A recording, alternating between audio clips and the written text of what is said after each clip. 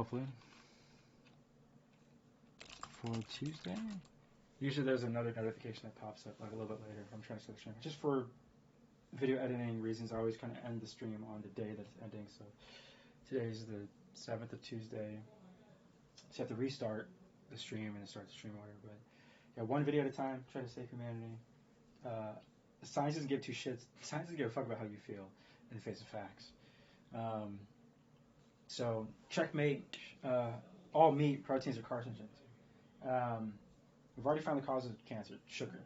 So by reducing or eliminating sugar in your diet, you can greatly reduce and eliminate any kind of growth or cancers in your body.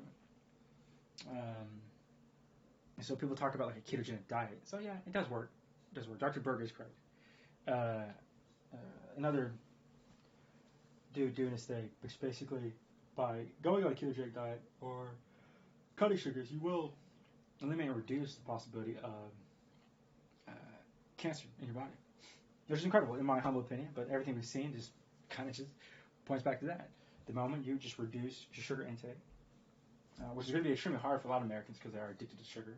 That's probably the current problem, is bringing awareness and admitting the fact that humans are addicted to sugar. And so people are like, what? So, you know, the further and faster we can get Americans to like stop eating fast food, reduce their intake of sugar, which means cutting back on ice cream. I guess you could have ice cream like once a week or something, but I imagine there are Americans that drink soda every day. They drink, they're accelerating and destroying their blood cells, and requires the increased production of blood cells to then replenish those destroyed blood cells. So the consumption of soda, consumption of ice cream, and this happens every single day. So every day Americans are drinking soda, eating candy, and eating ice cream. And it's the overconsumption of sugar. Basically, the moment you cut sugar, you cut off the source of its energy for cancer cells to grow. And the overconsumption of sugar destroys your blood cell vessels, reducing the ability and capability of your body to distribute nutrients, and reduction of nutrients and the proper distribution of nutrients into your blood cells is what destroys any kind of way for your body to then transport and combat any type of infections in your body. So then you're probably like, oh, I'm getting sick. And then what do? You go right back to Whole Foods, not the restaurant. You start eating Whole Foods. So, for example, the moment you get sick, what do you fall back to? You don't start drinking more soda when you're sick. Give me another soda, I'm sick. No. You're going to get more sick. You're just feeding into the body the wrong set of nutrients. Every single doctor is going to look at you sideways if all of a sudden, let's say you got sick, right? You go back to real food the moment you're sick because your body's like, give me real shit. It says zombified food. So the fastest way we can start getting Americans away from eating fast food, from consuming artificial fats, artificial sugars, artificial sweeteners that overinflame your body, is good. So check this out. People are like, the increase of drinking soda and the increase of drinking and consuming of candy and consuming of ice cream, you are destroying your red blood cells, and then it ramps up your body, in my humble opinion, ramps up your body's ability to then try to replicate and repair and reproduce more blood cells. In the process of now your capillaries getting damaged, they stop and dump their nutrients because they can't do anything else. They're hyperventilating. So now it's like a red blood cell is just like doing his job, grabbing packages, and he's moving down the hallway, and he's getting to his truck, and red blood cell's getting to his red truck, and he's like delivering his packages and nutrients to everybody. And then now all of a sudden he's just like, the red blood cell's like, whoa, I got a Ferrari. And the red blood cell's like, has his packages, and he's just like missing his spots. He's driving too fast. And he becomes overtired, overworked, overdrained. And they start putting packages in the wrong spot. As people don't understand, it is not perfect. The red blood cells are operating based on the type of flow state of their potassium and sodium ion gates. And so if everything is balanced, they're just moving along like it's a dude, like a red dude in a red suit and a red truck delivering packages. And all of a sudden, once you start injecting sugar, the blood starts to like do everything like in a Ferrari mode, and it's missing its spots and not delivering Its package is in the right spot. Going too fast, tiring out, and it can't see what it's doing. Instead of just flowing and doing everything proper at a good, consistent pace, now it's just like... And in the process, guess what happens to that truck or that Ferrari, the red blood cell? They crash. So they're not infallible. The overproduction of sugar inflames the cells, and they start to break down, and they drop all their nutrients, they drop all their supplies. And then forces your body to then expend more work to then the pellets and any other stuff to start pushing objects to start gaining more nutrients. And then the red blood cells are like, oh, another red blood cell died. I need to grab all this stuff. And now they're carrying too much. And that imbalance creates a lot of problems because your blood cells are the carriers. Dudes in red trucks and red blood cells delivering nutrients, resources to the rest of your body. So when they're carried too much, they can't deliver fast enough, which affects your body in different ways. Air misses their stop because they're going too fast. So let me try to Bill Nye understand biology for everyone. Okay, I'll try to Bill Nye understand biology for everyone. Biology is about being whole. Everything in your body is a circle, quite fucking literally, or stacks of circles. Because they're reverberating off of the same negative and positive ions. In physics, they create a field. The two fields create a plane, and the two planes are circular. So as the sun spins, physics. So what is gravity? Gravity is a field of negative ions. How do we see gravity? We see a magnetic field. But the magnetic field is not what you think it is. The magnetic field is a clamping and a collapsing of negative ions. And the wave of negative ions are what you see as being in a containment field. And that containment field is just another force field, a force shield, or potential force if you want to get stupid, academical, technical. So everything is polarized. Let's Bill Nye science class, everybody try to educate everyone one video at a time, try to save humanity. You already know that there is why is there a north and a south pole? Because of ferrous material. It's binding, it's polarizing. Has a positive and negative. Okay, what is the positive? What is the negative? People call it a force. It's not. The negative field is a collapsing of negative ions. The positive force that generates up is a focus of positive ions. Check this out. Why do negative ions collapse? Why do positive ions fly away? I'll say it again 3 times. Why do negative ions collapse? Why do positive ions fly away? I'll say it a 3rd time. Why do negative ions collapse? Why do positive ions fly away? So the ferrous material is any kind of molten... Okay, I wish I can explain it much more easier for people to understand. Ionic thrust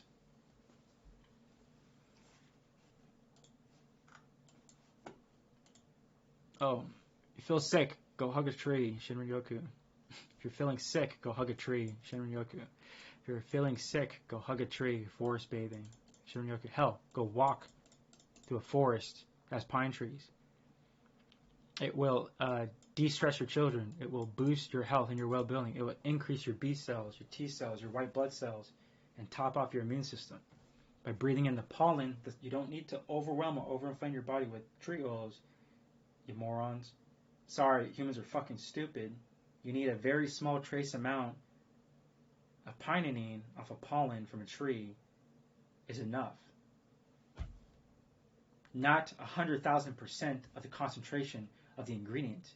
Morons, idiots, humans are fucking stupid. Because they're not fucking educated. You literally walk through a forest. You have a trace mineral, parts per million of pinene on the pollen is enough to boost your immune system. So when you overindulge, you inflame your body, causing damage. Like, the pine oil didn't save me. No, you fucking idiots. You just 100,000%ed the amount you're supposed to take. Because humans are fucking stupid. I'll try to save humanity one video at a fucking time. I cannot teach to the slowest learner, or we're going to be here since fucking yesterday. If you're sick, walk to a fucking forest. The pinene will top off your immune system. In my humble fucking opinion, I'm sorry. Humanity is stupid. Ionic drives. Let's try and teach the world physics one step at a time in order the way to upgrade humanity. Since 33% on average humans are stupid, another 33% have average education, and the other 33% are educated across the board statistically for all humans. Means that either 66% is educated, or you think about it the other way, 66% of humans are stupid. Let's try to save humanity one fucking video at a time. An ion drive. We perfected this tech a long fucking time ago. The problem was the fuel source. So ionization of ion thrusters. An ion thruster ionizes propellant, but actually doesn't even need to fucking do that. It just needs a field to collect. I hate this terminology because they're just showing you one way that they're incorrectly using ions. That's irritating. Fucking Google, bro. I told their fucking engineers before, I was like, when you know your AI can't show the information correctly, tell it to not fucking show the information. I told them all the time. I've told that to Facebook engineers. I told that to other software engineers, Microsoft. I told like those motherfuckers. Like, I told the engineers at Google too. I was like, look, you know when your shit is wrong. You understand the error codes is gonna fucking show you. So since your AI can't show the right fucking shit, make sure the AI doesn't show the wrong fucking shit. It doesn't help fucking anybody. It just makes your company look fucking stupid for all the billions that it has.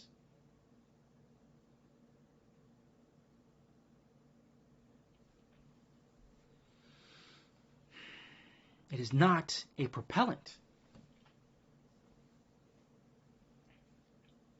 You know why it's not a fucking propellant? Because you don't need gas to create an ion thrust. So you can't have Google showing the wrong information at the most key pivotal time unless they're doing that on purpose. So people don't understand, 100 years ago, you had the Wright brothers do flight. So imagine this, y'all. It's going to be fucking hilarious why humans are stupid. Before, like, 1901, remember, everything had, like, balloons or whatever. So they understood, humans are so dumb, they understood, they were like, if we could just collect enough of it and create a mini explosion of a torch, it's creating a mini explosion, we're going to catch that explosion in a balloon, we're going to catch the explosion in the balloon, you're heating up a bunch of air and it's volatile, and we're going to ride that little explosion in the sky as a balloon. You still need a fuel source. You're creating a small open bomb, and the heat source is emitting a torch.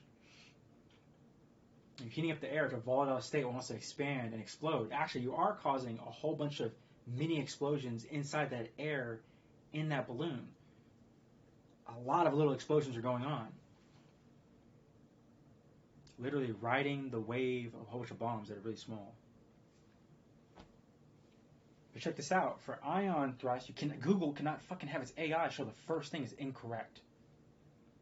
So 100 years ago, flight was, it's just drag and you're being lifted because it's creating a bunch of micro fucking explosions, and the lift is that. Through the air. The little friction of the air, the drag, the friction of the air. Guess what the drag and the friction is? A bunch of really small fucking explosions. And that wave of force that it generates is the drag that lifts your aircraft. That's why you have carbon scoring on your fucking aircraft.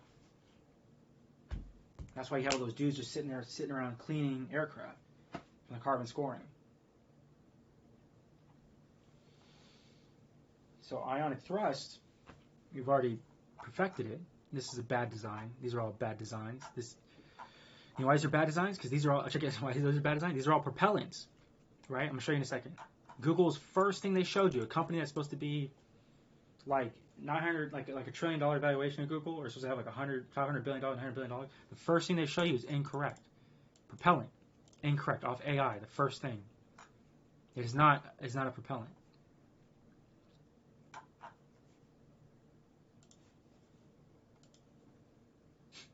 It's not a propellant. You have a plane moving with no parts. 5 years ago, from a channel called Real Engineering. They are not moving gas. So Google, the first thing they show you cannot be the wrong information. At the game-changing movement of transportation, people understand. Ionic propulsion will move trains, cars, bikes, hoverboards, skateboards, aircraft, spacecraft. No moving parts. It's not a gas. We're literally shifting a force. Negative ions to go one direction and positive ions to lift. Or positive ions to propel and reject and negative ions to collapse. Okay? As negative ions collapse, they coagulate. And as they coagulate, they force out positive ions. As positive ions lift and escape from a negative ion field, basically that's why they consider ionic propulsion. But it's only positive ionic propulsion. The opposite of that would be negative ions. And with that, we can do some really cool shit in the future. So ionic propulsion, no parts. Google, like a $1 trillion valuation company, has hundreds of millions of dollars, cannot be showing the wrong information. Is not a propellant. It's not. It's not a gas. It's not a propellant.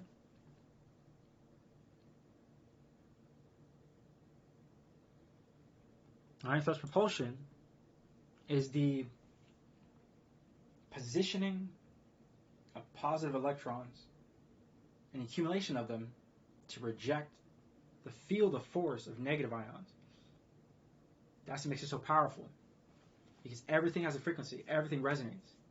It's a ferrous material.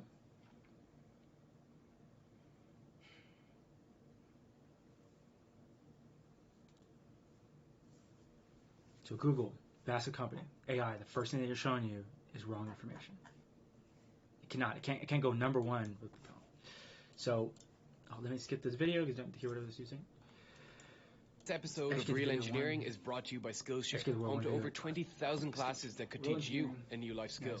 Last month, MIT revealed their ion-propelled plane, the product of 7 years. This has to do with years of development. Has to do with, like I said, Wright brothers.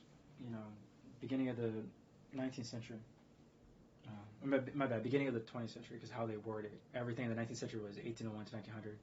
Everything in 1901 to 1999 was 20th century. And now we're into the 21st century. Everything from now going up to 2100 is the 21st century. It's always thought that was confusing, so not to confuse anybody else. But, because you would think when we say 19th century, it'd be everything 1900s. No, it's not. It's so dumb. It's like literally the dumbest nomenclature thing I've ever seen. I just, you would think, logically speaking, that if you were in the 19th century, everything would be from 1901 to 1999. For some reason, we say 20th century. The 20th century is everything from 1901 to 1999. That should be the first indicator of is the dumbest shit, like the stupidest idea. And so, you know what? Culturally, we should probably just change that. And I'm just going to force change that. I'm just going to force change that because I'm just it's the dumbest shit in the world. Whenever I say 19th century from now on, I'm going to change it the way it logically should be said and spoken. So we get rid of it. We just make it more concise and clean and precise and efficient. Oh. Just picture this. 1890. There were no flying jets. There were no flying planes. Okay, y'all. It didn't occur till we didn't have movies, until until it was 1890 or whatever, 1897 or something like that. 1896, 1897. They weren't even real movies. They were just projectors of some images. We literally went from I'll show you a prime example. 2024, 100 years ago, in 1924, I guarantee you they just had some movie theaters where it was the literal smoke and mirrors. That is the time frame of the smoke and mirrors. They literally have a play at Broadway and lights. You're in the limelight. Lime lights are shining on the people. It's an actual thing. A lime light. These lime filaments. They're so bright. They burn so bright. They're capturing mini explosions and reflecting it back. Goddamn. The heating up of a voltic temperature is igniting the surface air, creating a whole bunch of mini fires. Tearing up the voltic air, the color in the filament is igniting and creating a whole bunch of mini explosions that are constantly happening. but then there's thermal radiation collapsing upon itself, and then there's light. You're heating up air, and the destruction of the air being ripped. Of course, thermal radiation paste collapsing upon itself, and then it ignites, and it constantly ignites, and that's light. And then as the light is generating, it's creating, you're literally ripping apart the air to create more photons. Okay? And then we're reflecting that with like a lime paste or whatever. And you're in the limelight. So 100 years ago, 1924. So they would, a 1924 person would shit bricks if you told them how we're communicating right now. If you told someone in 1924, hey, I am talking to people all around the world through this little device that sits on top of a desk. Dude's like, what the fuck are you talking about? Like 1923? You'd be like, what the fuck are you smoking, bro? One, because they didn't have any understanding or concept of science or physics. So now, let me speak to all Americans so they can truly fucking understand. The vast majority of people in 1920, 1940 didn't have any understanding of how any of the shit around them worked. That'll put it into perspective. People in 1923 in America and all around the world had very little fucking understanding of physics or how anything around them worked. So collectively, with the advancement of technology from black engineers, quite fucking literally, everything you see today dealing with digital photography came from a famous black female engineer from NASA. Everything you see now in terms of mathematics came from even more black female mathematicians at NASA, JPL. Every single thing you see today with our understanding and conduction of computers is the basis of understanding how to control UV light from radioisotopes that were developed from material science by black engineers, specifically one black engineer, the Blay Boy Genius from Chicago, Mr. Ernest Wilkins Jr., greatest mind the world's ever seen. Greatest mind the world's ever seen. He is the grandfather of nuclear energy, of the bomb, and of nuclear satellites, and of everything you see stems from one man who's born in Chicago, who had a PhD at 19 in physics. And later at 21 years old, helped design the nuclear bomb, was the final key and piece. He was the genius that figured out how to utilize the bomb, nuclear bomb, and then they had 70-something scientists all sign paperwork trying to tell Truman not to drop the bomb, and Truman still dropped it anyways. Because, of course, they're not going to listen to the black scientists that created the nuclear war. And then once that happened, Ernest Wilkins Jr., everything is powered to then go into nuclear reactors. And so he got his engineering degree in mechanical engineering and in another material science. I think like a chemical. He has like a chemist degree. So he had a chemical engineering degree. He had a mechanical engineering degree. He had a PhD in physics, and he had a few other math, like a whole bunch of stuff, like a quantum physics degree. There's a lot he was doing. He helped form and he helped create the first nuclear reactor. So after they utilized his tech to drop the bomb, he then devoted his whole life, once Truman went against him and the other 70 engineers, he then designed the precursor for the nuclear reactor, and then helped design nuclear reactors that are used for satellites at NASA. And then from that point on, that tech was helped devise and help into the medical field, and for video games, and for PCs and for computers. And Thomas Latimer was the engineer that created the light bulb. So Edison was just like this producer. Edison was just like the founder, co-founder and producer, and like he just owned a whole bunch of engineers. So Edison had I think 100 engineers below him. It was like some 90-some engineers below him, and Edison didn't do jack shit. It was all of his engineers that were trying to create breakthroughs. You had a black engineer, Thomas Latimer, who created the breakthrough for the light bulb, and he also created the refrigerator unit. So the ability to freeze stuff into a refrigerator in order to transport ice and cold food came from a black engineer. So literally, the refrigerator that everyone uses around the world pays homage and credit to Thomas Latimer, a black American engineer, in the late 19th century, so 1870s and all that. his life work creating the light bulb and the refrigerator should be known forever. Everyone should know who Thomas Latimer is. He's the individual that created the refrigerators. Everyone can be happy for transporting ice, meat, and food all around the world. The refrigerator you have in your house pays respect to Thomas Latimer. And then the light bulb, electricity, the very light you take advantage of, that the whole world takes advantage of, should know who Thomas Latimer is. Because he's the man that created the light bulb. And so you see the American racism is so powerful that you don't even know who these two men are.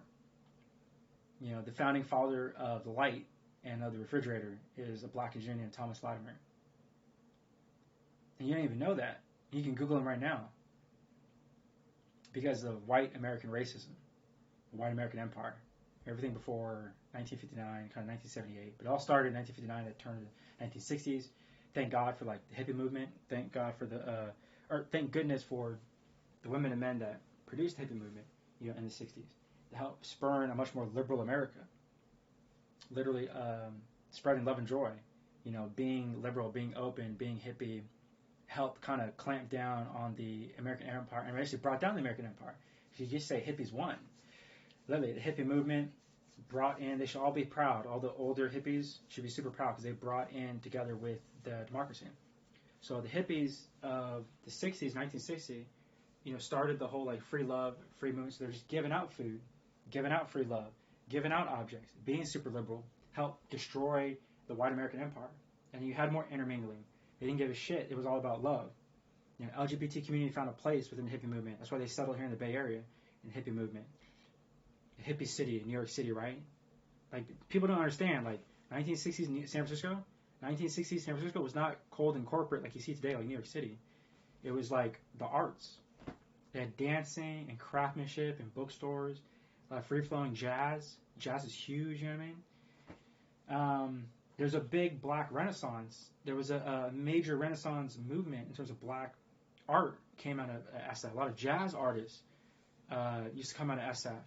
A lot of shows at SF. A lot of artistry, a lot of musicians.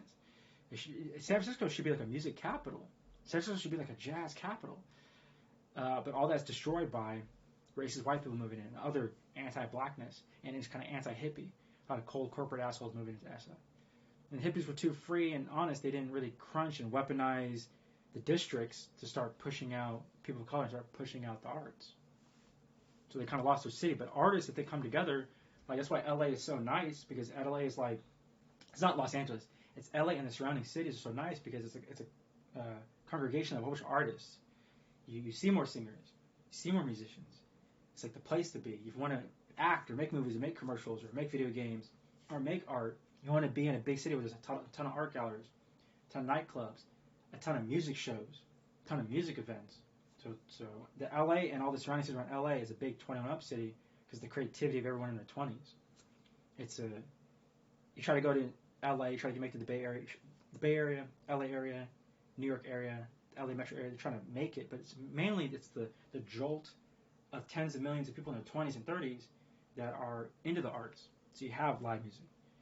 You have shows and plays and dances and nightclubs and that energy, being more liberal. Not so conservative and stuck up and don't listen to this rock music, don't listen to this rap music, don't listen to jazz, don't listen to blues. That stifled growth and creativity. It wasn't free-flowing. It was very stale and bland and stucco and brutalism. It was the modern American empire. So actually, thank goodness for the hippies in 1960 because that progressive allowed intermingling, intermixing. It was already occurring, but much more free love, free-flowing ideas, the art, jazz, rock, rap, beginning of rap and hip-hop, all started forming, right, 1960s. So old heads in the 70s are like, yo, we had rap and hip-hop in the 60s. And old heads in the 70s are like, yo, that rap and hip-hop and music and the arts and drama and pop stars. You can also say with the rise of pop stars, too, is more liberalism.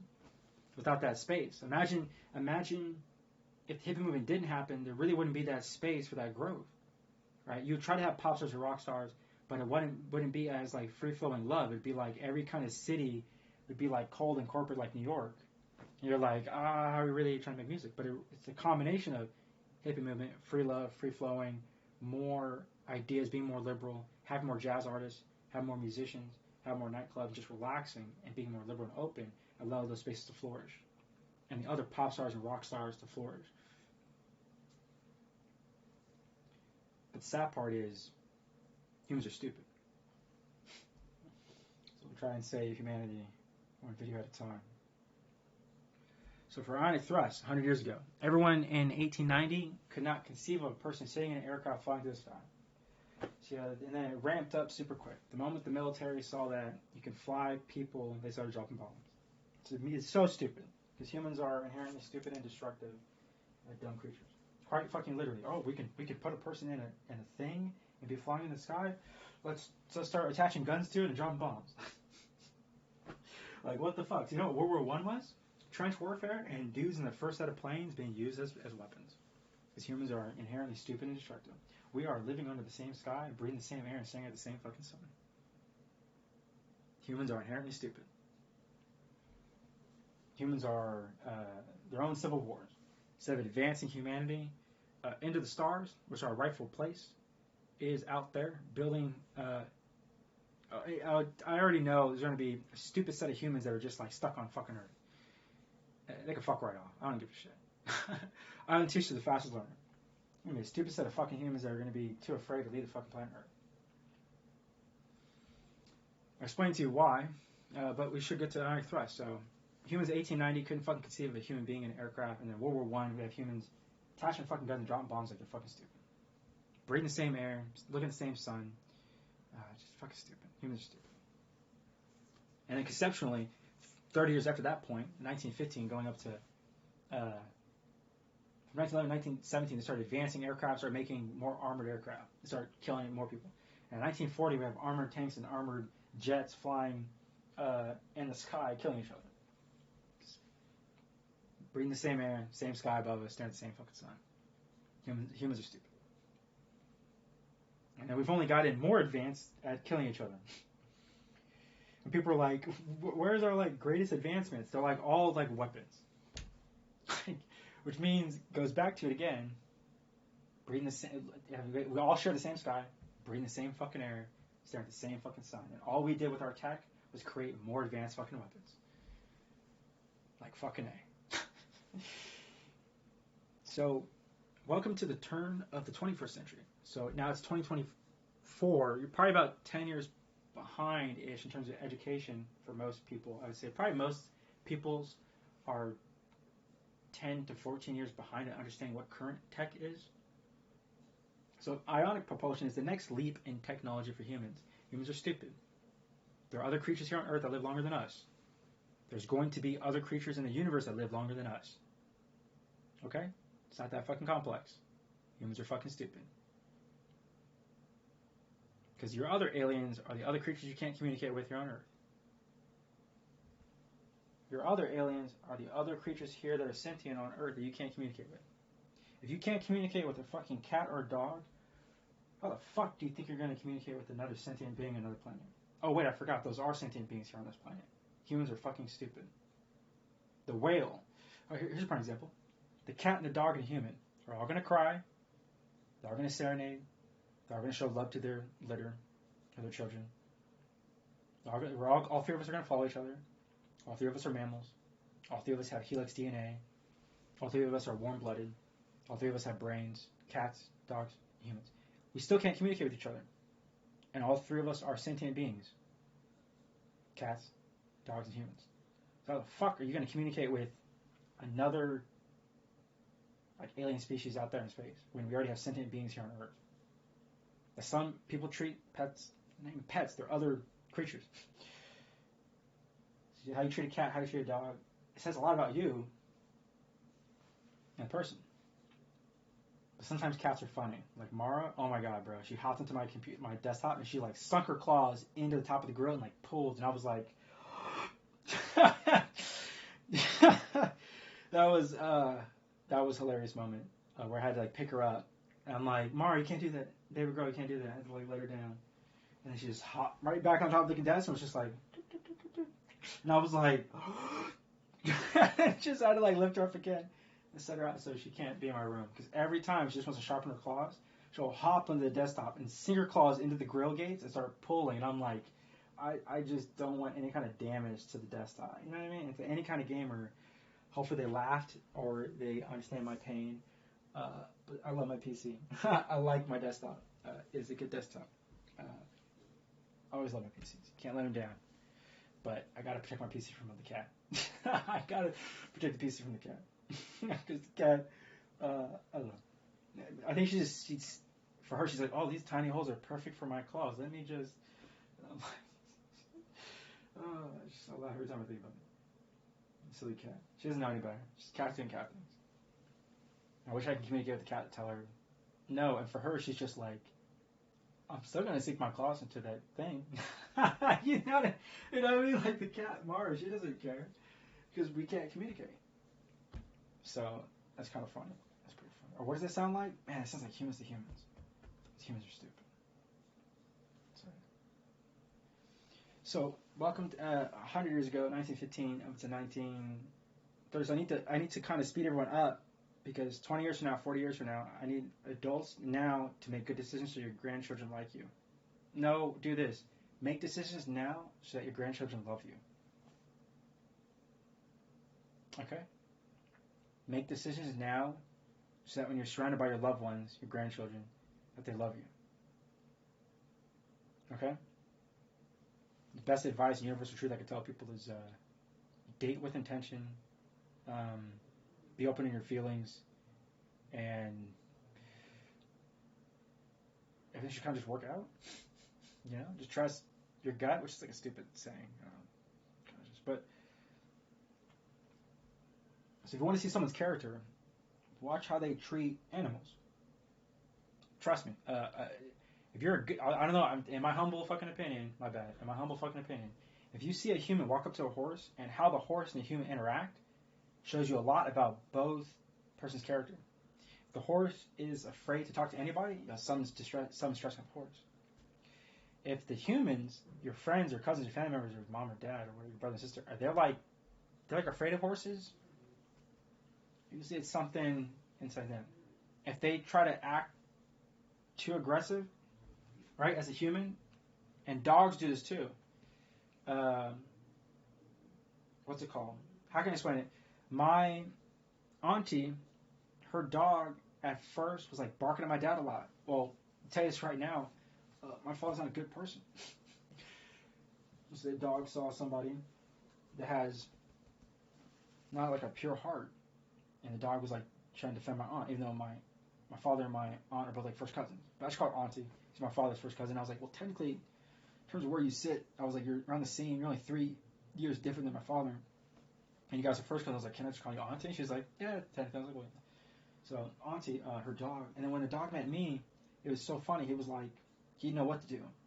And all you have to do is just kind of, present your hands, but in a non-threatening fashion to a dog. So if you take one knee, or you can lean down and you just put your palms out.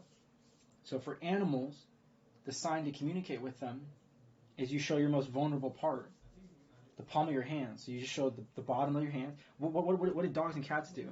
They always recoil, right? You ever try to sneak a touch into a cat's paw or a dog's paw? You try to sneak a touch onto there. They usually like recoil back because it's like their most vulnerable part. It's their world they stand on. It's the world they stand on. They kind of protect their hands. They always curl up the palms of their hands, right? Try to protect their hand. And if you have the claws out, right, and you try to touch like a cat's limbs, the cat's sitting there and they kind of open one eye, like, why is this human touching me right now? You know what I mean? Like, why is this human touching my finger right now? And then you try to like lift over the paw and try to touch the soft part. They're definitely like pull their hand back, like human, what are you doing right now? Same thing. So you want to communicate with animals. Just show them the weakest part of your hand, which is the base of your palm. You present that. It's the weakest point. Because what you're offering is basically like, I mean no harm. And it should kind of resonate from you. It has to come from you. If you mean no harm, if you show peace or kindness to a pet, they'll usually come up and then sniff your fingers or sniff your hand. And then making sure that, okay, you're not dangerous. Because remember, to cats and dogs, the weapon is the hand. So by presenting your weapons in a try to educate, one video at a time, try to educate, say, humanity, because humans are stupid. Pets, it's the thing they protect. It's their weapon and their tool. Their hands. Like us, our hands are our tools, but just different from an animal kingdom point of view. They stand on the palms of their hands, they protect it. Their claws are also weapons. So when you show your hands, it's like you're presenting your weapons as a creature to them in a non-threatening fashion way. Like, hey, you can smell my hands. I'm not going to... But whenever you see a pet, or another animal or creature, like a dog or cat or horse, and how they interact with humans shows you a lot on what's inside the purity or the heart of the human and of the animal if they're distressed by another sentient being that you just can't communicate with.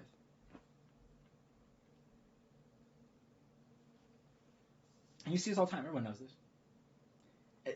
Hundreds of millions of people around the world understand this, but I have to hit people over the head because they're dumb as rocks. Y'all know what I'm talking about? All right, there are certain cats and dogs. Every cat dog owner will tell you their dog or cat has a personality. Well, yeah, because it's fucking alive. It's a sentient being. Cats, dogs, humans all cry, all have fear, all mourn, all take care of mammals with helix DNA, all communicate, talk to each other. But the weird part is that since cats, dogs, and humans all have helix DNA and they're all, 3 of us can be genetically modified, there is a theoretical, hypothetical situation where we could, as humans, anthropomorphize animals.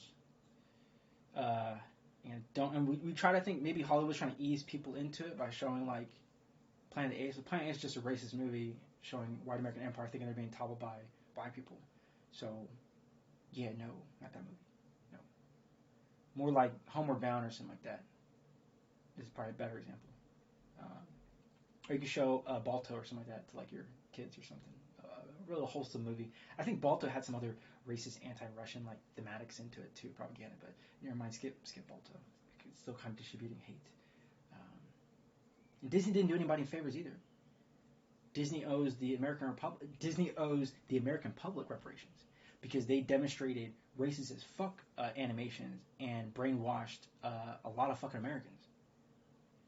So even Disney itself owes reparations to all Americans for brainwashing and propagating hate through their racist fucking cartoons to tens of millions of Americans. How about that? Them apples. There you go. So I'll try to save humanity one video at a time. Bada boom. Oh, not my best. Not even reparations. More like every single other fucking family can then, literally every single other fucking family member in America, every single person in America can now sue Disney. And then sue the federal government and the state government for even allowing Disney to then produce racist cartoons for their soldiers, which then brainwashed millions of soldiers, which then affected society. And as those soldiers left World War II in Vietnam, watching racist Disney cartoons growing up, propagating, what was that? Instigated and propelled racism forward. Oh shit, how about them fucking apples? I don't miss motherfuckers. God damn. That's some funny shit. Alright, let's save humanity. One video at a fucking time. Alright, ion propulsion. 1890, motherfuckers couldn't even conceive people being in the air. 1915, we're in the air. 1945, 40 years later, we're dropping bombs and jets. So your tech is going to move really fucking fast. Your very concept and idea of... There was no Super Bowl in 1920, y'all. There was no fucking cell phones in 1920.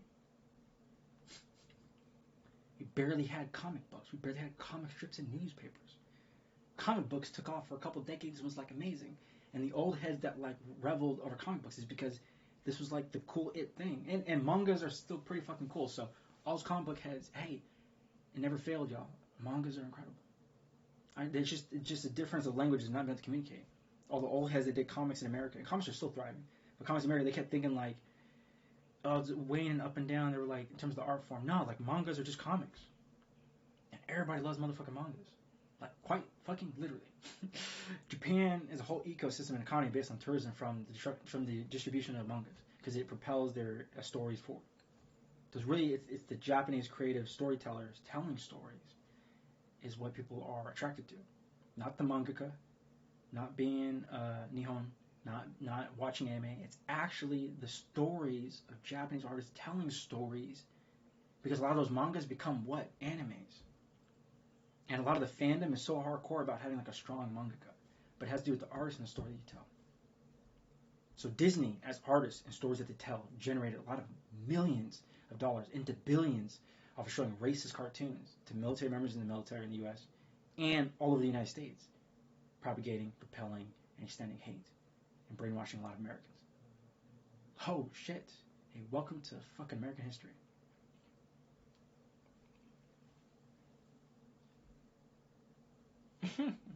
And the evidence of, I don't know what Disney lords would not think they're not doing, but we've already have a whole collection of all the stuff they did. So, because they were very proud to animate and show in movies, which were racist, prejudiced stuff for a long time. And then it goes back to the federal government and state governments even allowing the continual hate and propaganda and brainwashing of the American public by propagating of racist cartoons from Disney. Shown to the masses across movie theaters in all the states.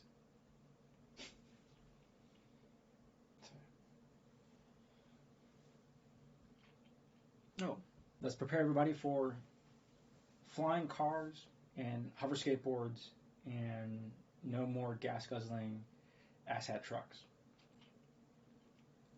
Oh fuck, there's gonna be a whole segment of fucking Americans that are gonna be proud of their gas guzzling piece of shit fucking truck. Fucking A. They're going to be the last vestiges of the continuation and destruction of our climate. Assholes in their gas-guzzling fucking trucks are going to be the last vestiges of the destruction of CO2 of our atmosphere.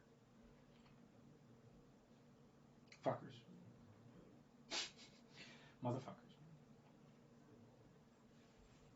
So, ionic propulsion. We've already perfected it. We created the mechanism. But ion propulsion is the accumulation and rejection or the propagation of ions. But they're just positive ions. Because since we have found the signature for positive ions, it means on the reverse opposite end of a ferrous material, there's negative ions. So gravity is an accumulation of negative ions as they collapse, and you're riding the wave of negative ions, being propelled forward like a float with positive ions. People are like, oh shit, why does the Earth have a positive force and negative force? It's the accumulation of positive ions collapsing upon themselves and their waves, and negative ions condensing upon themselves as they fall. They're collapsing, they're clamping down.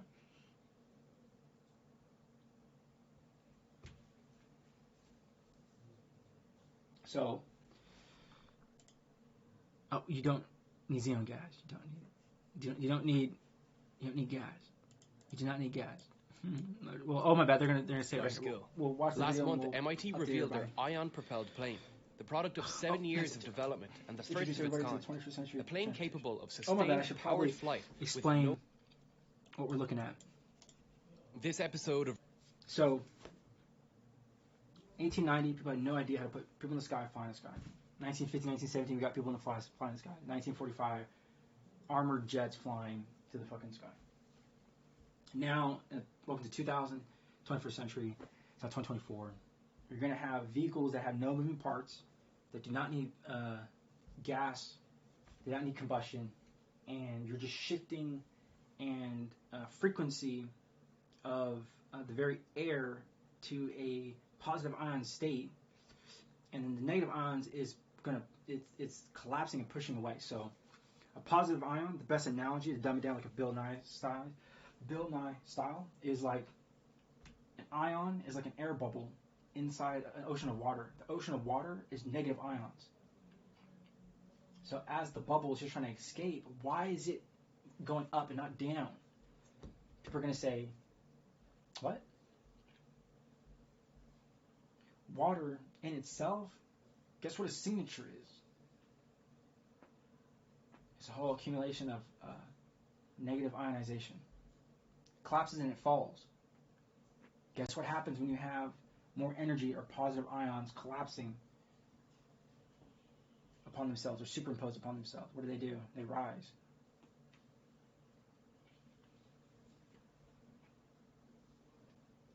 So at first, they were igniting gas and then trying to basically goes back to the filament, goes back to Thomas Latimer and the electrical bulb, using the wrong tool for the wrong job.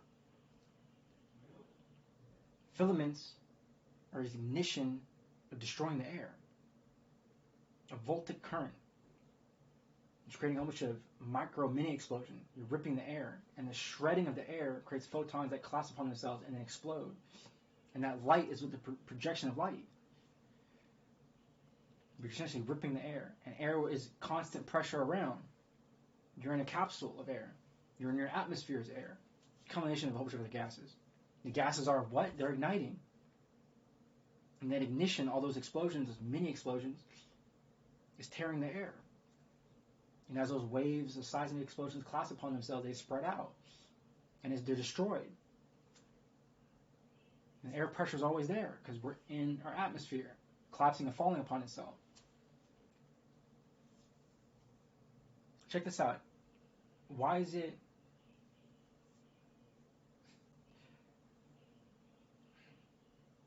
carbon material falls? Not only because it's heavy, because of negative ions. If it had any more positive ions attached to it, it would fly or float or drift away in the opposite direction. Negative ions collapse. Positive ions kind of propel and eject.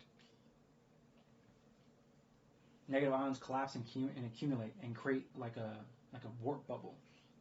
So there's the hypothetical real chance that we can read the energy signature of negative ions, separate the field of negative ions collapsing upon themselves, and then in that bubble do a lot of cool shit. Bada boom. Same thing with positive ions. You do not need a propellant. So what you're going to see here is the tech that's going to that's going to leapfrog humanity forward with ionic engines and with the breakthrough of fusion cell generators. We can now have unlimited energy, and now we have a transportation source. So ionic thrust can create your hoverboards. You can wear shoes that'll make you float. Your car can fly. Your aircraft can fly. And we get rid of these gas-guzzling fucking trucks and gas-powered aircraft. We just saved humanity and stopped all climate change. But there's still going to be a subset of asshole humans that are going to want jet-powered aircraft and gas-guzzling trucks, combustion trucks. And so now you're going to see in the next 20 years, hell, extremely fast and soon. 13 years is going to do like that, and then 20 years is going to go like that. And 20 years from now, some form of entertainment will probably still exist, but how we travel is completely different. You're going to have more ionic engines and fusion cell generators, fusion cell units with ionic thrusters or vector thrust ionic propelled engines for underground capsules or underground trains, underground kind of units that are going to move people around, and your vehicle itself is going to be immensely safer, reducing the human error and increasing AI. So you just get into your 20 years from now, you're getting into your aircraft or spacecraft, or whatever, and it's going to be AI generated, AI controlled, and then you're going to just, with its own kind of ion engine and fusion cell generators attached to it, it can take you anywhere, essentially. And so, in 40 years from now, we already talked about in a previous video, I think last week, so I won't rehash that. But I think I talked for 3 hours essentially on what the solar system is going to look like 40 years from now. But it's a different video. So let's save humanity one video at a time. Let's show everybody what ion propulsion is. So we perfected the tech a long time ago. We were just missing an energy source. We had a breakthrough in fusion generation tech 7 years ago. I'll show you. No moving parts, no combustion. We're just shifting and controlling ions. And actually how you generate and create faster aircraft with ions is you need to accumulate, collect, and create a field or containment field to hold as many electrons as you have, and then you can then push that wave band and really generate some fucking kick-ass speed with ionic thrusters. And I'll probably keep a few of the things secret because I'm going to hold on to that, and then the rest of the engineers will figure out the rest. I'll show you. Real Engineering is brought to you by Skillshare, home to over 20,000 classes that could teach you a new life skill. Last month, MIT revealed their ion-propelled plane, the product of 7 years of development and the first of its kind. a plane capable of sustained powered flight with no moving parts in its propulsion system. Just as the Wright brothers announced to the world that powered flight was possible, this flight lays down a milestone for ion drive technology that could pave the way to future investment and development. It has the potential to drastically improve propulsion technology. Having no moving parts is a benefit that cannot be understated. Parts can be made lighter, as they no longer need to survive the stress of movement. Reduced stress means reduced maintenance and costs. But perhaps the most immediate benefit we can garner from this technology is reduced noise. With no noisy combustion or rotating aerodynamic surfaces stirring up the air, these planes are like gliding owls, a characteristic military contractors will be eager to take advantage of. But with current limitations, this may take some time to come to market. Let's investigate how this new technology works and where it needs to improve in order to compete with current technology. This technology has been in development for decades now, with many spacecraft already using variations on the idea to achieve highly efficient thrust systems. These engines work on a similar principle to the ion propulsion of the MIT plane, albeit in a very different environment that lends itself to the technology. Take the N-Star ion drive aboard the now retired Dawn spacecraft. This spacecraft used xenon as a propellant because it has a high atomic mass, allowing it to provide more kick per atom, while being inert and having a high storage density, lending itself to long-term storage on a spacecraft. The engine releases both xenon atoms and high-energy electrons into the ionization chamber, where they collide to produce a positive xenon atom and more electrons. These electrons are then collected by the positively charged chamber walls, while the positive xenon atoms migrate towards the chamber exit, which contains two grids, a positive grid called the screen grid and a negative grid called the accelerator grid. The high electrical potential between these grids causes the positive ions to accelerate and shoot out of the engine at speeds of up to 145,000 kilometers per hour. At that speed, even the tiny xenon atoms can provide a decent bit of thrust, but even still, this engine provides a maximum of 92 millinewtons of force, about the same force a piece of paper will exert while resting on your hand. But in the vacuum of space, there is no air to sap away the precious energy we provide. With no drag or friction to remove energy, we gradually build our kinetic energy and gain speed. The Dawn spacecraft weighed about 1,220 kilograms at launch, with a dry mass of 750 kilograms after the propellant had been expended. So let's say it has an average weight between the two of 1,000 kilograms. Rearranging the force equals mass by acceleration equation, we can calculate the acceleration this engine could provide at 0.000092 meters per second squared. A tiny acceleration, but multiplied by a week, and our spacecraft is flying at 55.6 meters per second. Multiplied by a year, and it's flying at 2,898 meters per second. That's 8.5 Mach. The latest generation ion drives, dubbed the Next engine, can produce 3 times the force and have been tested continuously without stopping for 6 years straight here on Earth. That's enough force to accelerate that 1,000 kilograms to 44,651 meters per second, 130 times the speed of sound. This is an incredible technology that will revolutionize how we explore space in the near future, but here on Earth it has a completely different set of challenges. Here on Earth, planes pose a completely different challenge. Air will continuously sap away any energy we input into our vehicle through drag, and so we need to create an ion drive that can provide more energy than air can. And the reason this is important, that a device like an ion engine that produces ionic thrust, ion engine can last 6 years, is so that if you start deploying, like in a Star Wars terminology, like communication buoys out into space, they can basically have a nice shelf life of like 6 years.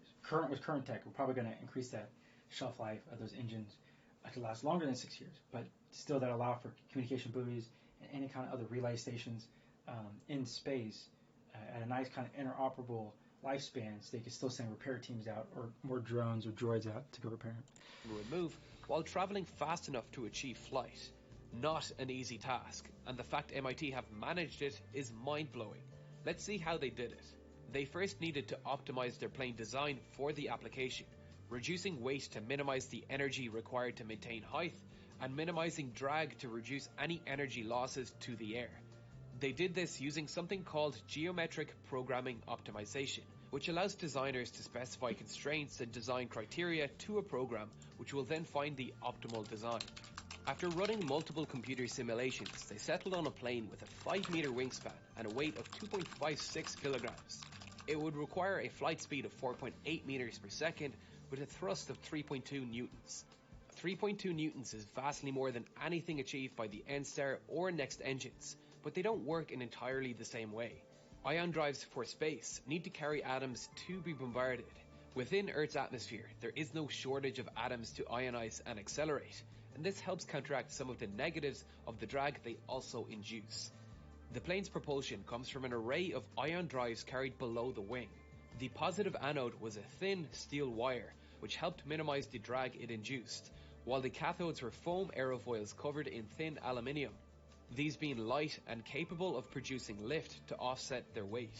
In this case, nitrogen is ionized and attracted across the electric field, induced by the 20,000 volts of electric potential between them. The nitrogen ions collide with neutral air molecules along the way to provide additional thrust, creating something called... Correction. It's positive ions want to reject, float, and fly away from negative ions that are condensing and flowing in the opposite direction. The positive ions are moving like an air bubble in the water, trying to get away from the collapsing, condensed water. Water is going to collapse and fold upon itself. Like negative ions are collapsing and folding upon themselves. So, positive ion is floating and flying through massive density. Negative ions are everywhere. And it's trying to escape from that position. Called ionic wind. Getting that 20,000 volts of alternating current is more really like, the most difficult part. It's more like and ionic the team surfing. had to design their own lightweight, high-power voltage converter to step up the 200 volts of direct current drawn from the lithium polymer batteries. This energy storage conundrum, as explained in my electric planes video, there's an accumulation of positive ions, and then it's pushing or propelling this way. And then all the negative ions are already stacked everywhere. Negative ions are already stacked and collapsed everywhere. And so that as positive ions accumulate and build up, they go from little specks, they accumulate and build up, and then the reverse opposite field. So if one's positive ions want to go another direction, and negative ions want to collapse, that separation is the accumulation of more positive ions just trying to disperse and escape from a negative ion field. They accumulate, they start stacking upon themselves. And it's really, if you're doing it like this with a single rod, then you're almost like you're ionic surfing through a sea of negative ions. But there's a different way to do this. You can accumulate and control and condense like an electric plasma field of like an ionic thruster, and then chamber it and squeeze it and then condense it and then use like 3 or more layers of a vector thrust engine design to then control the direction of an accumulation of condensed ions, and that's how you can travel faster. Really the most difficult part, and the team had to design their own lightweight, high-power voltage converter to step up the 200 volts of direct current drawn from the lithium polymer batteries. This energy storage conundrum, as explained in my electric planes video, is the biggest challenge facing any technology like this. So how does this compare to conventional propulsion methods regarding thrust-to-power ratios? A typical jet engine achieves a thrust-to-power ratio of 3 newtons per kilowatt, while helicopter rotors achieve a power-to-thrust ratio of about 50 newtons per kilowatt. This ion-propelled plane is estimated to have achieved a thrust... Oh, and stop using like 20 different energy signatures. It should just be, what was it again? Joules. Oh my goodness. Joules is literally a measurement of energy. So I don't know why, I talked about this I think last month, January I think, maybe back December. The fact that this creates the miscommunication, the fact that we have all these other defined definitions and meanings, different words to describe energy and the measurement of energy, when it's all just joules. Not kinetic force, not seismic force, not potential force, not potential energy, and no fucking way calling it fucking newtons. It's literally just joules. It's measuring energy. And only like other... Never mind. I'll get into that conversation another day. The power ratio like, is I hate 6.25 newtons per kilowatt. So if we could find a way of powering these devices that didn't require heavy batteries, could these iron propulsion engines be used? Scaling these propulsion methods is... People are like, what? When you have an electric current, you're measuring its joules of energy. If you have a seismic force, seismic wave, you're measuring its amount of joules of energy. I hate newtons. The freaking... Just... Oh my goodness. Bro. Oh my goodness. Just... Instead of... Yeah. Like, it's... You know, humans are stupid because you create a horsepower. Like, bro, what? Like, I'm about to, like, lose my mind. Why would you still refer to everything as horsepower? It's so dumb. It's literally so dumb. I was like, God damn it. I was like, God fucking damn it. I was like, we still see a car, we're like, it's 350 horsepower. I'm like, bro, when's the last time you seen a horse, man? It's like, God damn it, bro. I hate that so much, dude. It's like, it's 230 horsepower. Like, God fucking damn it, bro. Just, God fucking damn it, man. Alright, I'm going to go off on tangent about it's not stupid easy shit that humans individual electrode pairs have their limit in the current they can pass between them via ion transport, due to limits in voltage and choked flow within the electric field, just as air can become choked within a constricted pipe. This affects something called the thrust density, which is the area over which the thrust is applied. Jet engines have a very high thrust density at over 10,000 newtons per... Wrong tool for the wrong job, for the wrong problem, for the wrong reasons. You do not need to create drag. You do not need to create drag. You're still using the conventional combustion tech as if for ion propulsion. That's not the way to do it. It's not the way to do it. You can collect and control and then direct the angle or curvature of your ions. And in that curve, you're going to go real fucking fast. You literally would need, it looks like motherfucking Star Wars. Where,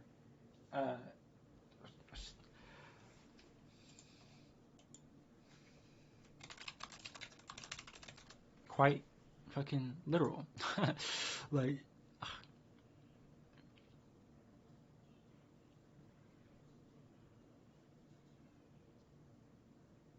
so yeah, even like this, even these design of the typewriters work because all you're doing is you're going to ionize a material and you're going to direct a curve or an S-band, you're going to control the wavelength and direction of the ions.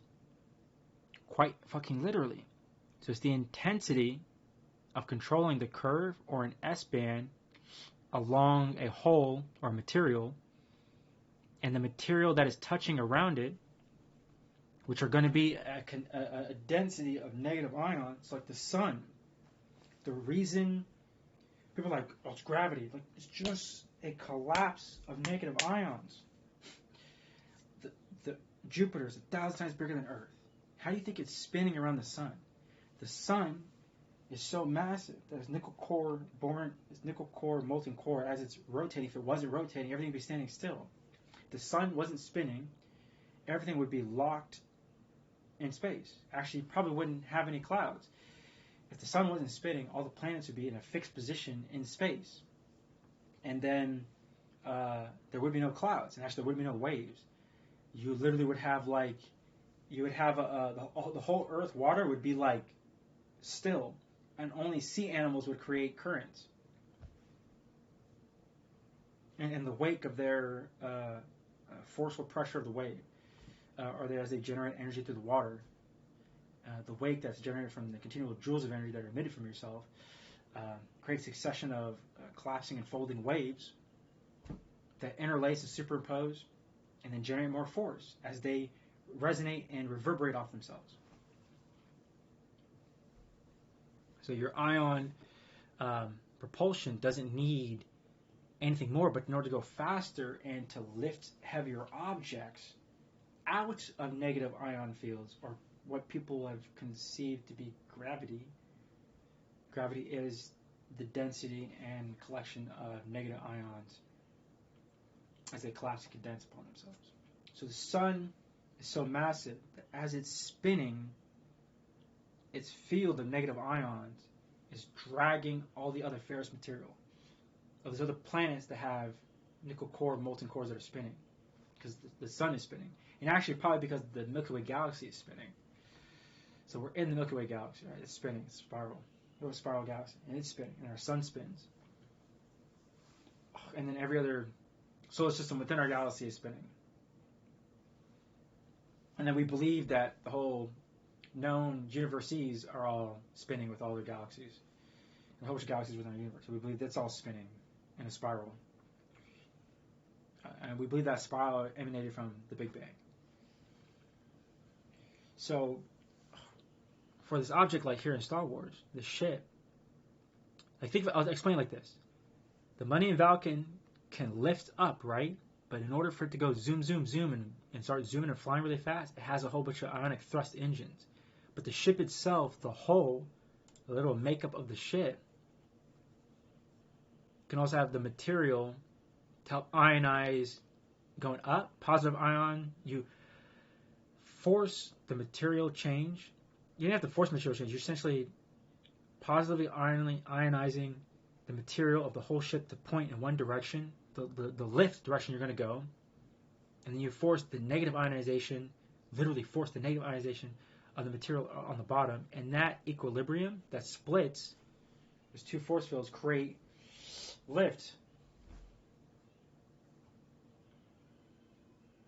So we can generate positive ions on the whole of a ship. We can direct and control negative ions on a ship. And guess what happens when you direct the forcible curvature of negative ions towards the Earth that already has a collapsing negative ions, or the Sun that already has a collapsing negative ions? They resonate and they bounce and they separate. They're creating lift. Not drag, lift. So there's no carbon scoring. You're slowly floating out of the atmosphere by projecting the same negative ion field towards the Earth. And that curve creates a bowl, and in that space of the curve doesn't create drag, it creates lift. And ultimately people will perceive it as thrust. And if you accumulate enough positive ions, you will also create thrust or lift, but not drag.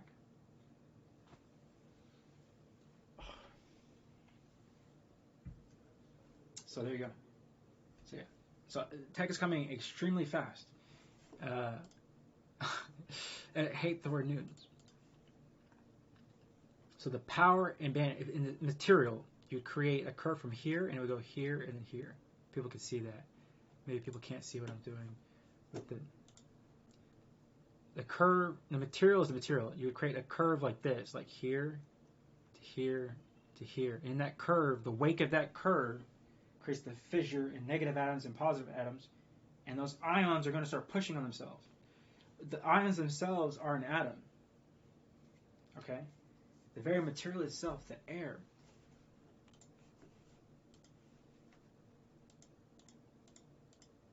The very material itself, the air, is being ionized, and the rejection of negative ions collapsing and positive ions want to lift and separate. The fact MIT has managed it. No moving parts, non-combustible. Thing is moving 5 meters a second. Damn, so imagine once you get vector thrust engines, imagine once you start condensing and directing the folding of ionic plasma engines with fusion cell generators. You're going to generate a lot of ions in a very condensed, powerful way, and they're going to fly really freaking fast. Is mind-blowing. Thrust to power ratios. A typical jet engine. They're just blowing up small mini explosions to carve through the air, or like a plane, like a turbine. So jet engines are doing the opposite. Jet engines are combustion, and vector thrust engine is the nozzle control of the gases at the end. For turbines, it's the condensing and squeezing of air to force and create a lipid, which creates a curvature in the air itself. So planes, people don't understand planes with turbines. You're squeezing it into the air. The air creates a slipstream. That slipstream creates a curvature in the air. And then it pulls the vehicle, the weight and the mass, as you're trying to carve and surf through chemical gases which are our atmosphere. Which checks out, you don't have to see it anymore. You have to deal with it anymore. You have to burn fuel anymore. Okay, you have to burn fuel to ignite an engine. People are like, what? We don't have aircraft that have giant batteries that are electric. We have fuel bladders. Fuel bladders. We're burning more CO2. So, remember, private planes and planes in general are the main focus and cause of our, well, we've already found it, the main cause of climate change and destruction of our environment. And polyhydrocarbons in the air.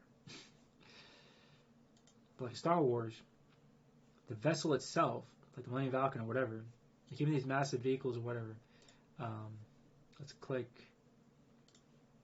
well, let's just give me a vessel, whatever. The hull itself in the ship, you can ionize a positive direction on top.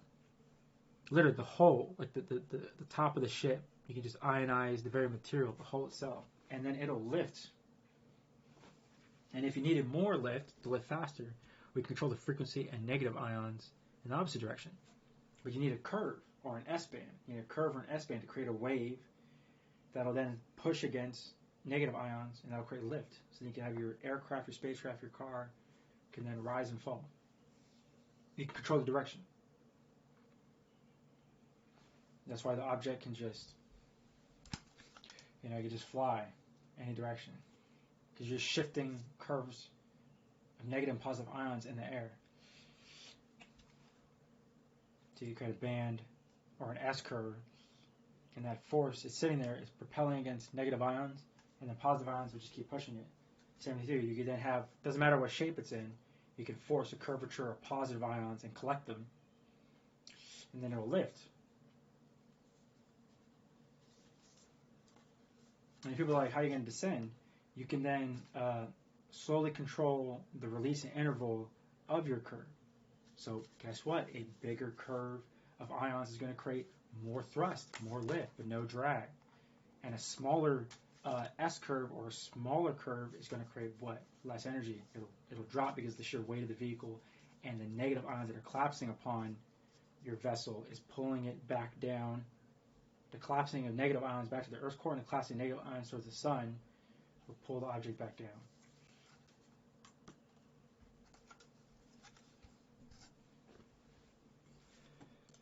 Achieves a thrust-to-power ratio of 3 newtons per kilowatt, while helicopter rotors achieve a power-to-thrust ratio of about 50 newtons per kilowatt.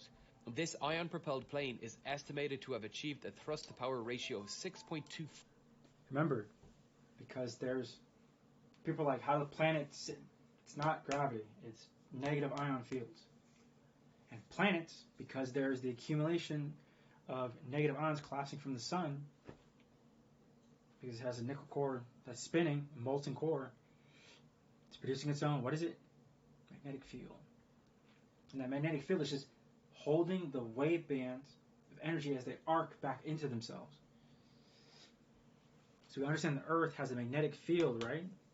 That field is a whole bunch of bands that are holding back all those negative and positive ions, collapsing upon themselves in folds and fields.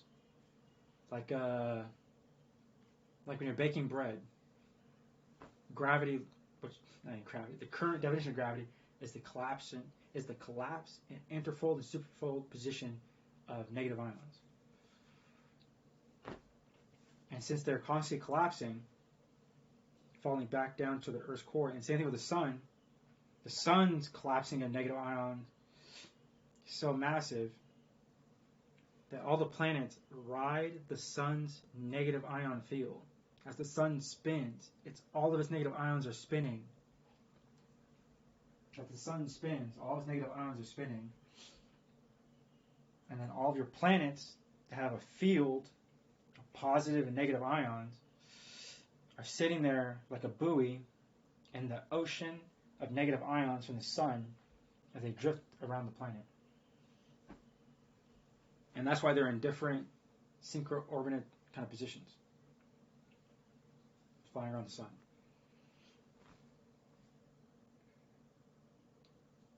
They're like, what's it called? They're all, the planets are spinning so slow and so massive. But like Jupiter is 1,000 times bigger than Earth. And that's why it has 90 moons. Jupiter is 1,000 times bigger than Earth. That's why it has 90 moons, 90. Its own gravity is its own molten core of its planet. It's alive, spinning. As that liquid metal is spinning, Jupiter's own negative ion field is spinning and has those planets that also have, some are asteroids, some are not.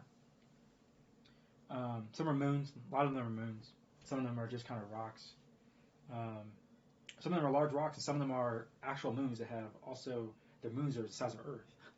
So some of the 90 moons of Jupiter, yes, some are just rocks.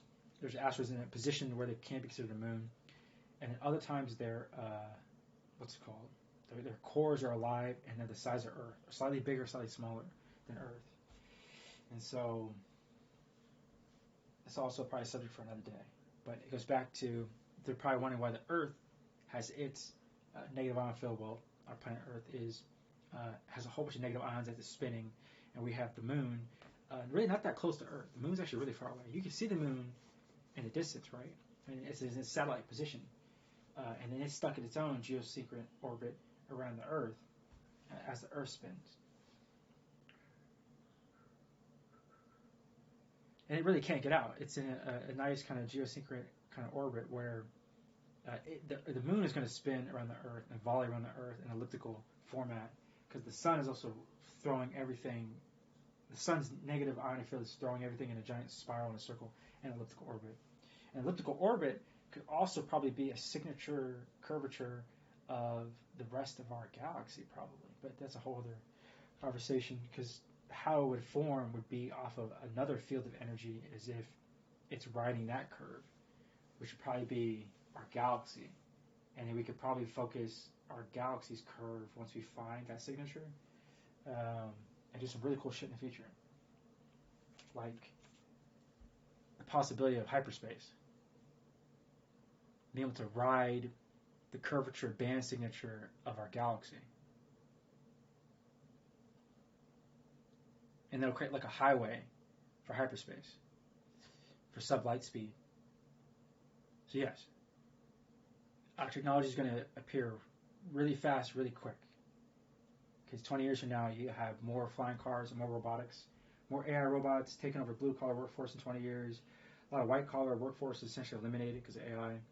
And then universal income, or the abolishing of income and the creation of just like a living standard. And then we have 40 years from now, kind of the colonization of the solar system. People can draw their dick in the sand. People can draw their dick in the sand and worry about resources here on Earth. I already had this talk like for 3 hours. I did a 3-hour talk like this back in January, a few weeks ago. 40 years from now, you'll have people can't even think about the two toes in front of them. But that 40 years from now, you have families across Earth venturing out and trying to colonize the asteroid belt, because there's more resources in terms of the billions of tons of titanium, oxygen, and you can colonize and create space stations and colonies out there in the asteroid belt, because there's accumulation of frozen water and frozen methane and nitrogen gas and frozen oxygen and helium-3, helium-2, and helium-1, and every kind of material you can think of: steel, ore, iron ore, titanium, gold, gems, jewels, the crystals you might need later on or whatever. So the whole asteroid belt has so much wealth that there's so much fucking gold and titanium and platinum and steel to be mined, that the Earthlings and our other human counterparts that venture out and other governments are going to venture out and start kind of laying claim and try to lay claim to as many asteroids as they can in the asteroid belt, because you can start building colonies out there, because there's already, like I said, frozen water. And so, for example, we're not losing water. Like here on Earth, the water just shifts and moves somewhere else. Now, in that process, the water shifting, moving somewhere else on Earth, it still creates damage. You could try to put a glass sealed unit with like dirt, bugs, insects, fish, and water and plant life. It can operate for a good amount of time, but eventually the carbon life falls apart because they don't have like a food source. So if you put like crabs and fish in like a sealed glass unit, their food source isn't going to supply. The food source isn't not going to supply their families of fish or crab that are going to be in it. And same with insects. Insects will kind of run out of resource. But you can have an enclosed area of glass, like a little ecosystem that have dirt, water, and plant life, and it'll just kind of keep recycling, keep recirculating. So, like I said, with the asteroid belt, there's already frozen water and frozen resources and tons of steel and iron to build space stations and spacecraft. Gases we can collapse upon and collect to build more habitat zones. Frozen water you could, collect. And we can also take water and generate oxygen. We've created devices now, these little units that you put water into them and they produce 100% oxygen out of it. You just got to continue to miniaturize that tech. And so welcome to 2024, in the next 13 years, you're going to have your more flying units in LA. More flying units, basically. And 20 years from now, you're going to have your flying cars and your hover skateboards, and you put your shoes on, and it'll just kind of hover you off the ground, you'll go to work, whatever. You'll probably actually just get into your vehicle. You probably won't even get into your vehicle because a lot of the work can be done remotely. And so the way I describe it to people is, give me artists that want to make art. Give me people that want to, dig in the dirt to be a geologist. Give me people that love animals to study other creatures, anthropology. Give me people that want to make music, free them up to make music. If people love to fly, hopefully they become like good pilots. People want to become teachers, they hopefully become good teachers, but a lot of AI is going to eliminate that. But there'll still be, I think, a subset of humans that will always want a human instructor. But the reason AI teachers come along, the reason AI doctors come along, is that all of a sudden your AI doctor and AI teacher is going to be able to not have any kind of implicit bias. It's not going to be a racist doctor, a racist nurse, or a racist teacher fucking up your education of your child. So there's like a resounding cheer of everyone of color because you have to deal with fucking racism.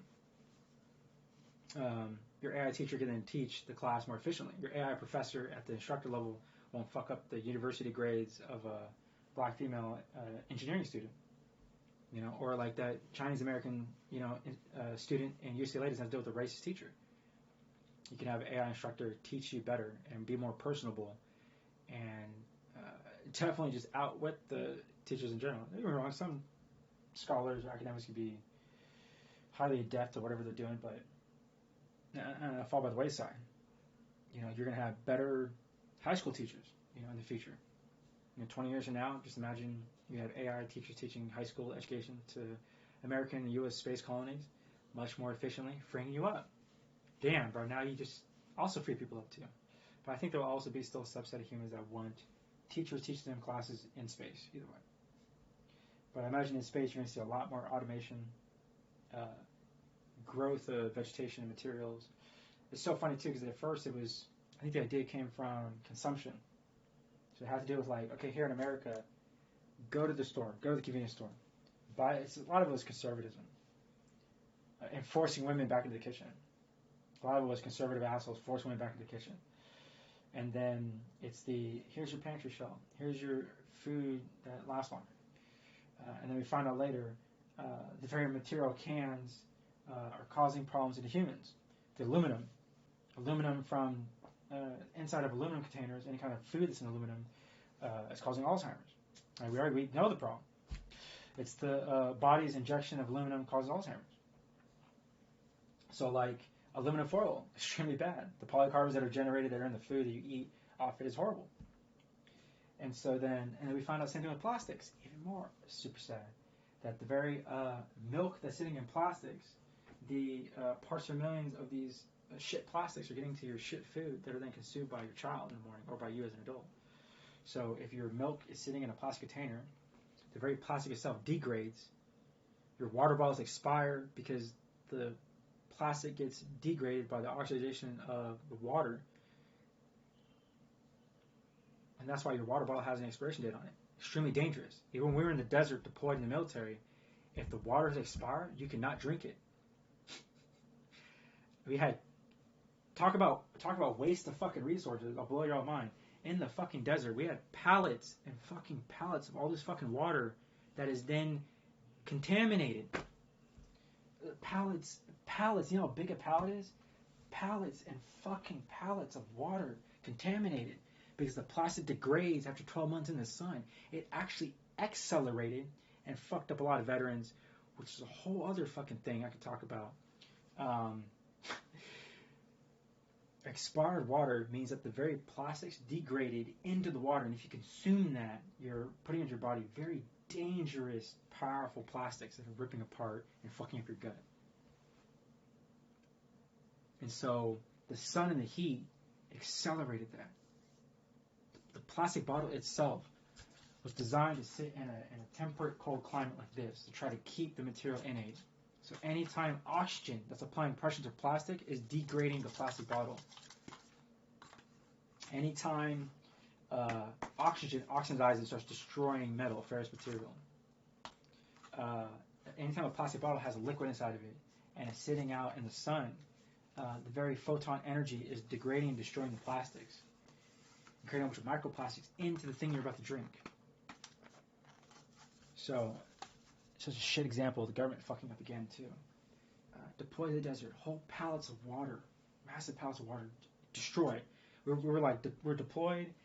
I remember just one time they were like, there weren't any Gatorade. We just didn't have a supply of Gatorade coming to our base, basically deliver Gatorade. And I know Gatorade's sugar water, but it did have a nice source of potassium and salt. Everyone, trust me, bro. When you're in the desert and you're wearing the fucking, I already know there's a freaking going to be a resounding effect of people that are too stupid to understand what's going on. We're in the desert and it's like 120 fucking degrees, 123 degrees, and you're armored up and you have your gear and all that, and you're just like, you just need a fucking Gatorade. Your body needs those nutrients like potassium and sodium, and not really sugar.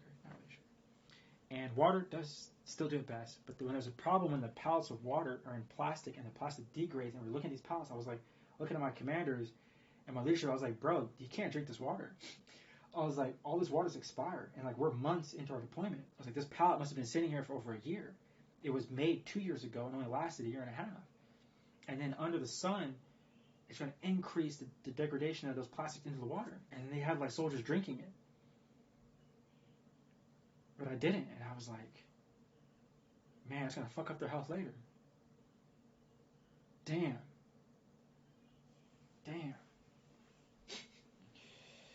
People are like, well, what am I supposed to do? People are freaking out. You can use glass or whatever, You can use glass. And if the glass is thick enough, like this glass, this glass is thick enough, and there's other kind of glass mugs, they last longer. You'd be fucking surprised. If you round out, as long as the glass doesn't have sharp edges, if the glass is thick enough and rounded out, people know this. My bad. The average blue-collar person understands this. Rich people don't. Rich people have thin glass cups or whatever. They're kid-safe, kind of. It can still cause damage, my bad. Heavy glass, if it falls upon a finger or toe, does hurt. But ceramics are a little more fragile, right? Ceramics actually aren't as dense. Ceramics are like a foamy, fragile... Actually, ceramics are like so hard, they're foamy and fragile, and then any kind of force generates... They can't bend or separate or distribute it, and it cracks. Versus, it's so funny, actually with glass, it can be so thick, it's actually warping and pushing joules of energy in a nice band wave and a frequency.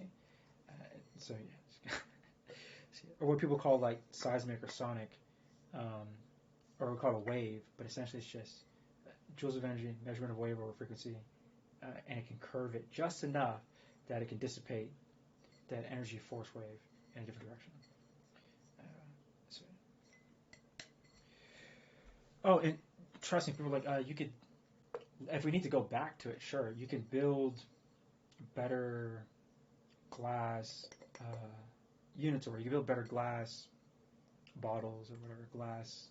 Like I would still say, I'll tell you this right now, apple juice that was served in a glass container is going to taste much better than apple served in plastic. I'll tell you that. In my humble opinion, my apologies, in my humble opinion at 1:47 in the morning. But, so yeah. But it's, that's what I'm saying. There's people in 1890 could not conceive anything in 1950 about people being in the sky flying. And then 40 years later, were already having like fighting jets and bombers flying through the sky. And then now, in 2024, we have 6th-gen fighters that are using electric propulsion engines, flying extremely fast. Not jet fuel. We have like electric thrust engines. And the next step after that, instead of electric thrust engines, is ionic propulsion or ionic thrust. 5 newtons per kilowatt. I hate the newtons. So if we could find a way of powering these devices that didn't require heavy batteries, could these iron propulsion engines be used? Scaling these propulsion methods is not easy, and individual electrode pairs have their limit in the current they can pass between them via ion transport, due to limits in voltage and choked flow within the electric field, just as air can become choked within a constricted pipe. This affects something called the thrust density, which is the area over which the thrust is applied. Jet engines have a very high thrust density at over 10,000 newtons per meter squared, so we can produce a great amount of force with relatively low area. Now, this plane achieved a thrust density of 3 newtons per meter squared, so it is generating very little force over a very large area.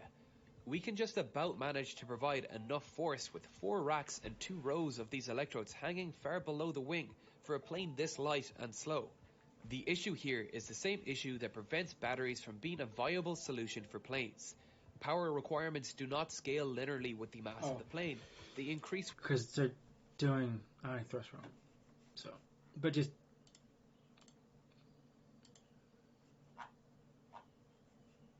wait, no, that's wrong. It's probably the So you think you know Wix? Do you really?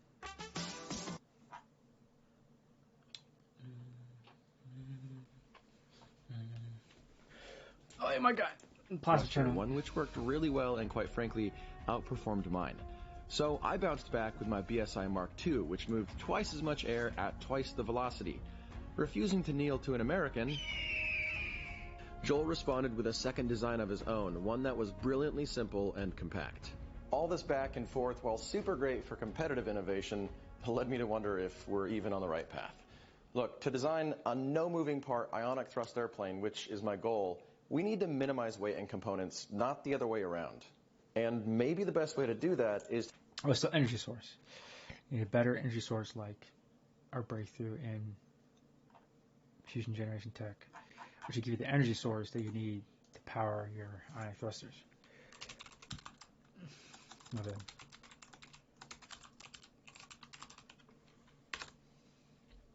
Yep. This was years ago.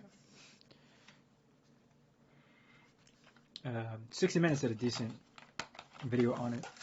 60 Minutes did like 3.5 million views 1 year ago, talking about nuclear fusion and the breakthrough that could change our world. Well, it will change our world.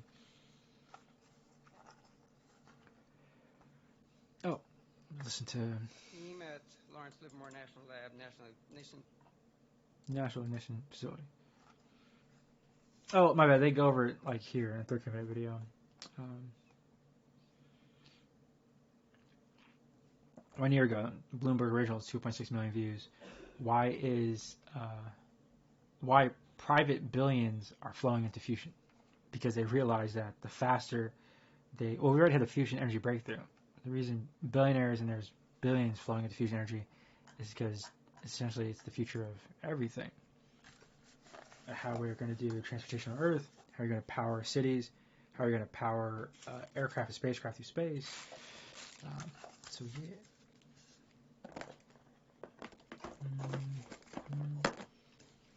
I might just heat up some of the food in front of me. It's not that much. I like 2 dumplings, but I'm right at the end of what's it called? I need to where the food is kind of good and not good. Your food can really only be like right around 5 hours. So I was like, yeah, I'm like right at the very edge when like food. Basically, food after 5 hours we throw away from like the restaurant industry perspective. Food safety. I know some people say as long as your food is in a container, it can be up to 7 or 8 hours, but like I'm kind of against that. I feel like once food is open or cooked, from a professional standpoint, usually 4 hours and 30 minutes. From a professional standpoint, officially the state of California, like safety-wise, says, I think food after 5 hours, throw it away. Like, check this out. What's this? So dumb. Not dumb, but just food at like 4 hours and 59 seconds. You're 1 minute away. Okay, food at 5 hours and 1 minute. Now you gotta throw it away. Like, what was the difference between those 2 minutes? You know what I mean? Are people tracking? Well, hopefully for posterity and people in the future, they'll understand. Super simple when it comes to food safety for being in the kitchen or just in a professional setting. Usually we'll toss the food right at 4 hours and 30 minutes because it's like the safe betting mark. But then like the standard for the state of California, usually the federal government's like 5 hours. So most restaurant workers are like, oh yeah, I remember that. Yeah, after 5 hours, throw it away. But then when you think about it, like not necessarily. You know, I think my mother had broke it down to me because she's older, more wiser, and actually has an incredible background in science, being a nurse, and I could pick her brain about science, anything. And she was like, well, no, technically food can go 8 to 10 hours, but she was like, the reason they say, you know, at 5 hours, it's better safety.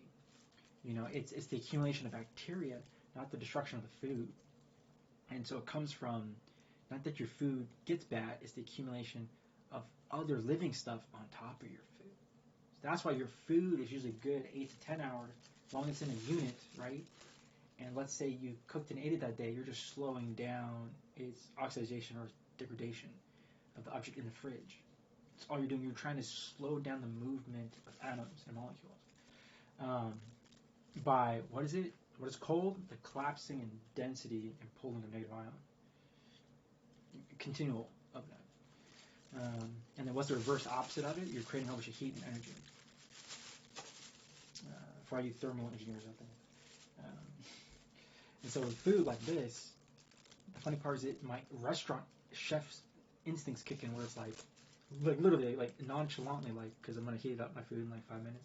It was like this background, like some other chef is like, you know, angels like on my shoulder, like, bro, that food, 5 hours, throw it out or eat it, you know. But then like my science logic brain was like, what the fuck are you doing? It doesn't make any logical sense because the 4 hours and 59 minute versus 5 hours and 1 minute, there's no difference in those 2 minutes. It just has to do with the predicted probable chance of like growth of like other bacteria on your food. So it makes it bad. And explanation from a mother who's older, more wiser in terms of understanding science, is that actually it's you're trying to slow down the degradation of the atoms of the food itself. So by putting food in the fridge, the collapsing negative ions that's created in that space, almost think of it as like negative force upon your food, is trying to slow down the movement of cells. And so it's very creepy and kind of weird. But other than that, theoretically, it makes sense that people love it and enjoy it. Just their food gets cold in the fridge. And so yeah. Oh, and if you're ever using a microwave, and because I already know, oh god damn, 33% of the population is stupid, only 60% understand it. Like my father is afraid of microwaves because he has no idea how it works. A microwave is literally shaking the molecules or shaking the water molecules of food that it's basically sitting in a plate or container filled.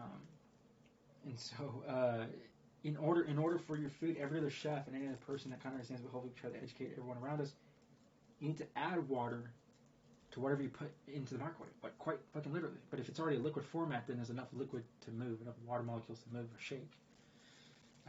That's how you put bread in the microwave; it's gonna burn. There's not enough water molecules; it's just shaking the current carbon molecules so much they start collapsing upon themselves, or start ricocheting off themselves, with not enough energy to dissipate the shaking. So if you put anything in the microwave, you just need to add like little sprinkle of water or drips of water into whatever food you put into the microwave, because it needs water molecules to shake to then have that potential joules of energy rotate somewhere else in its wave bands. And those wave bands are rolling because the Earth is spinning. So, there you go. Other than that, I'm going to eat this food.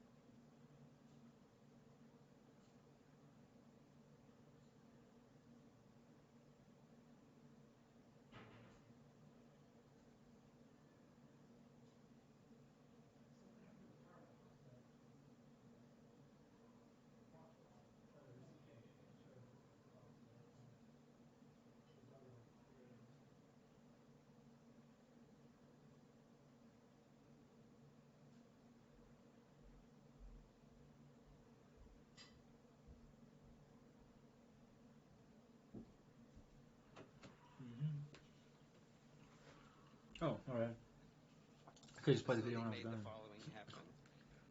There's a tiny cylinder here at the end of this that you probably can't see. It's about.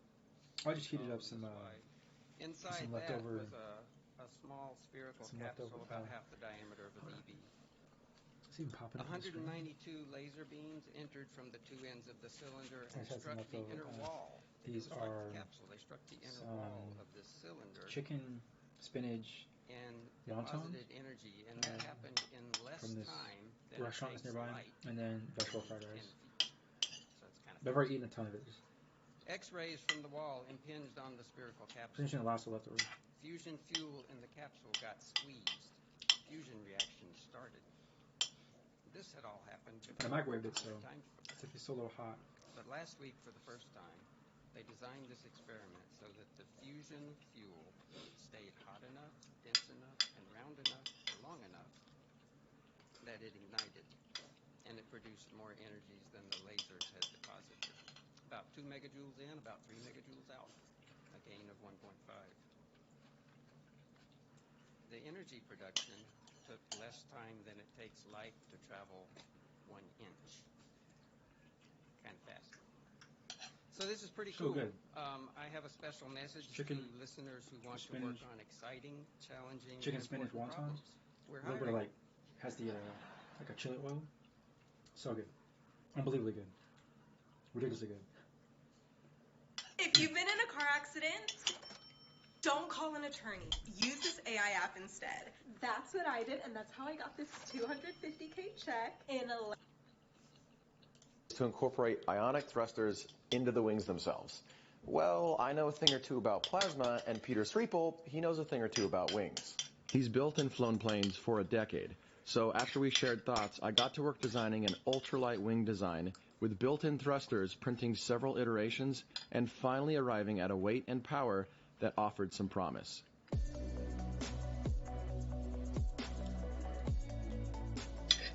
This video is sponsored by CuriosityStream. To fully understand this ionic thrust wing idea, we need to go back.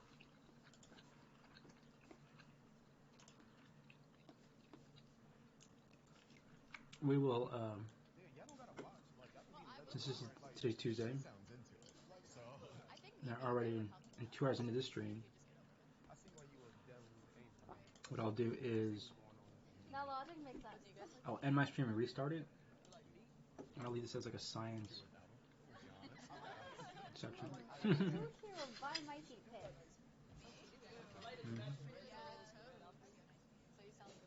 She is really down with it? What? Gotta yap a lot to make up for it.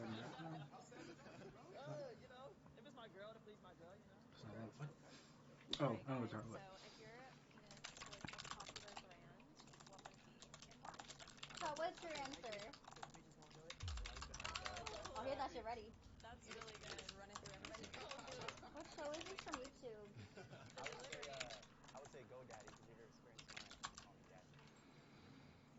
Father. I don't get the Ford off-roading one. Oh, that was good.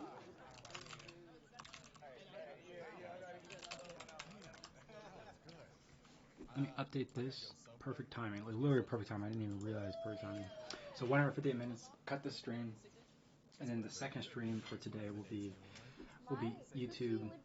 But she changed it. Didn't she change her title? Hold on. What? Let me. This is the first video.